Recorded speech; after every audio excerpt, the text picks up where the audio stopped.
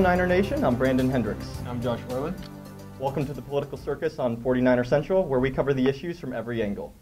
So, speaking of circus, let's talk about this election because it has been wild. You know, especially when you look at the demographics, and if just look here, you know, all of the South, pretty much red. Upper Midwest, red, and Northwest. I mean, this is actually what the big point of the election is right here, because if you look at this, the Rust Belt, this is the blue-collar vote, and this is what a lot of people are saying is why Trump won, which is interesting because this is historic in the sense that this is the first time the blue-collar vote has went for a Republican since Reagan. Yes. And it's also interesting because what that did is it allowed him for the second time in recent history to allow for the president to lose the popular vote but win the electoral vote by a large margin. Oh yeah, and you know that's the thing about Trump that a lot of times we don't like. You know, is the fact that because he's not in the military, because he's not a politician, he resonates with the people a whole lot closer. Because there is some disconnect between a politician and the people, because there's a lot of animosity towards the establishment.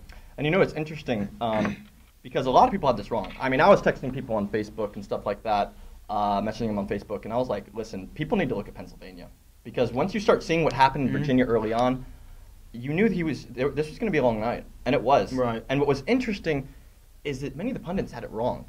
Oh, yes. Hillary did not perform with Hispanics or African Americans the way Obama did. And actually, if you go back last night and you were watching CNN and they pulled up Pennsylvania a lot, many of the counties that Obama won, Clinton was not able to pull at all. The Clinton campaign was just not able to have the same effect that the Obama campaign did. And that's interesting because that proves right around the Rust Belt, which is the reason that he won this election.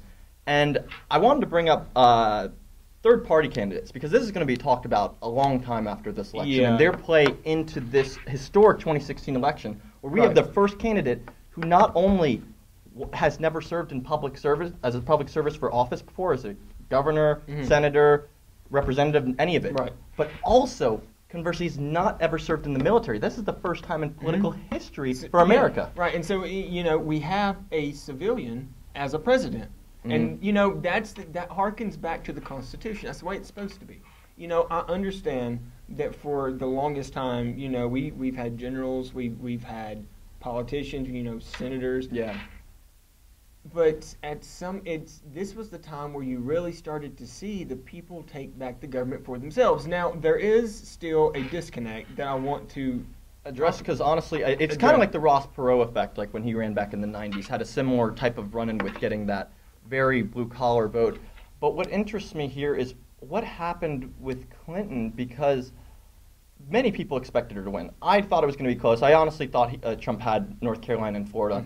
Pennsylvania, I was talking about, I did not see Wisconsin coming. I know a lot of people did not see Wisconsin coming, and a lot of people are going to say, was this the third party? So I'm curious, how do you feel about the third party and their play in this? Listen, a lot of people tell me, you know, third-party candidates, you're wasting your vote. You know, a vote for a third party is not a vote for Trump. You're letting Clinton land. Stop now. That is not the point. This is a democracy, and in a democracy, you have different parties that represent the people, because a two-party system does not represent the entire population of the United States.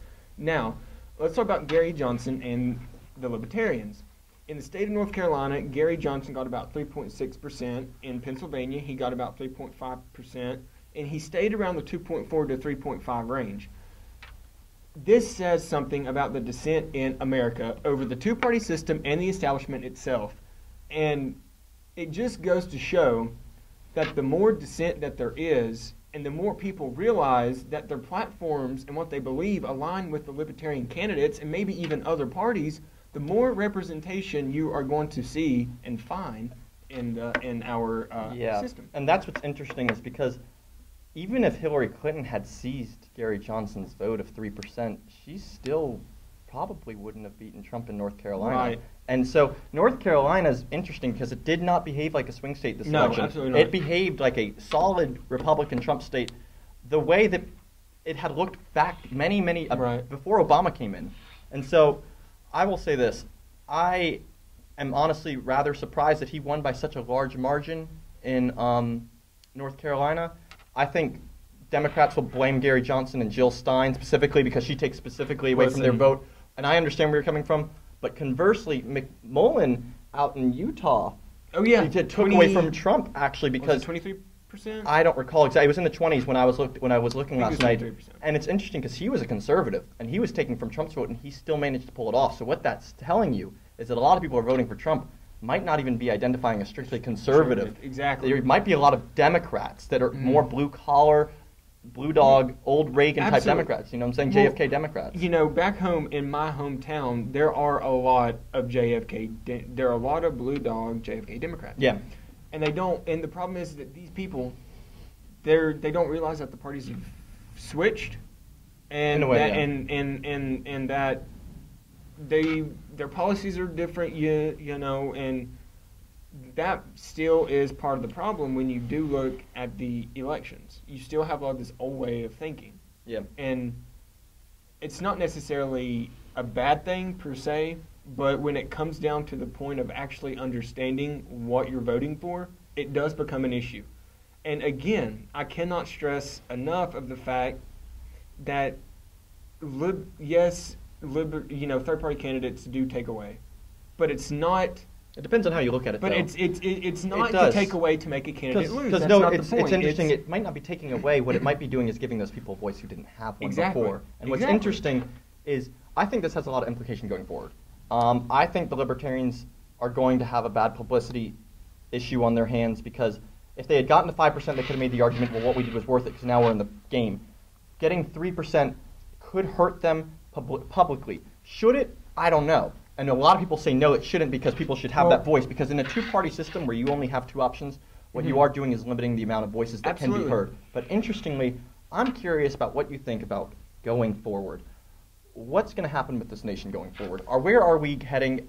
What is the Trump presidency looking like? Where do you think he's going to guarantee, follow through with those promises that he had, and where do you think he's going to pull back a little bit?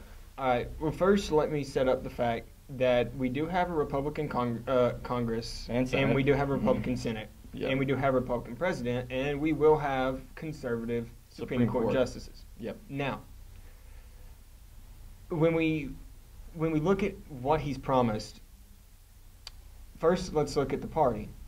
The party's split. The neocons are done. Completely dead. The neoconservatives are done. The Kasich, the Bushes, that wing of the Republican Party is never coming back. And I can make that promise right here. I honestly, if you go look at what happened, Ohio overwhelmingly voted for Trump, and Kasich wrote in. He wrote in, I believe it was John McCain. Yeah. He wrote in John McCain, and they still overwhelmingly voted for Trump despite Kasich's reservations about him. Yeah. This sent a huge message to Washington, and I think the Republican Party is rebranded. I think this is what's going to happen. Obamacare will be repealed. Absolutely, 100%. I do think that will happen. But what about the wall? Because a lot of people want to know about that. I do not think that it will happen as quick as the Republicans think it's going to, because the Obamacare is deeply entrenched in litigation. I agree. And it's going to take time for lawyers and the administration to sift through all that and try to get it out. But what about the wall? Because a lot of people are, especially in North Carolina, have been talking about this. Do you think that's going to happen? I think it will, honestly. He cannot make Mexico pay for the wall. He cannot. Absolutely not. That will not happen. Oh, listen. But will the wall be built using United States aid? Yes. Yeah, so that's what's interesting, because I don't think Mexico's going to directly pay for it. But what we do is we provide foreign aid every year to certain countries. And what he said in the primaries, and most people weren't listening to this, in the primaries is that what he's going to do is cut their foreign aid back to pay for the wall. So essentially, what he's saying is it's coming from them indirectly. No, I understand where you're coming from because we're still paying for it. So it's kind of like a twist of the words. At the end of the day, though, the amount of money, it won't cost us a net loss in finances. You see what I'm saying? Yeah. And I'm just curious more, what does this mean for Hillary Clinton? Do you think her career as a politician is over? Oh, absolutely not. Okay. Absolutely not. I think, if you saw her concession speech was good. If you haven't saw Hillary's concession speech, please go watch it. It was really good. She gives Donald Trump the benefit of the doubt and tells people he is our president. We need to respect that. We need to respect democracy. We need to keep an open mind and give him a chance. Do I think that her time being in government is over? Absolutely not. She can still run for senator. She can still run as a representative. She could even take another office if she wanted to as governor of New York. Maybe Chelsea Clinton one day, but who knows? Anyways, I wanted to finish up on this. Governor, there's going to be a recount. Right now it looks like Roy Cooper, but with the recount, it could easily be Pat McCrory. Still, it could be anybody's And what does that game. mean for like the HB2 and all that other stuff? This is a referendum on that bill. That's how most people voted, despite the fact that we did have a surplus and tax cuts. People weren't even paying attention to that. I actually want to focus more on the economics of North Carolina. Under the leadership of Governor Pat McCrory, our economy is doing fantastic. We have a surplus. I cannot knock what Governor Pat McCrory has done for our economy. Yes. And I have a fear that once Roy Cooper gets in, all that has happened and all our surplus is going to go. It could, but Roy Cooper could be phenomenal. I'm not going to make one statement one way or the other how it will be better or worse with Roy Cooper. I will say this. Pat McCrory did very well with the economy. He did poorly with, in the public's eyes, not my opinion, HB2 and coal ash. Right, and coal ash was also a very big thing that weighed on yeah. him. And that's probably what's going to cost him if he loses. With that being said, I think we'll see you on November 18th. And Absolutely. we'll see you back here next week at the Political Circus.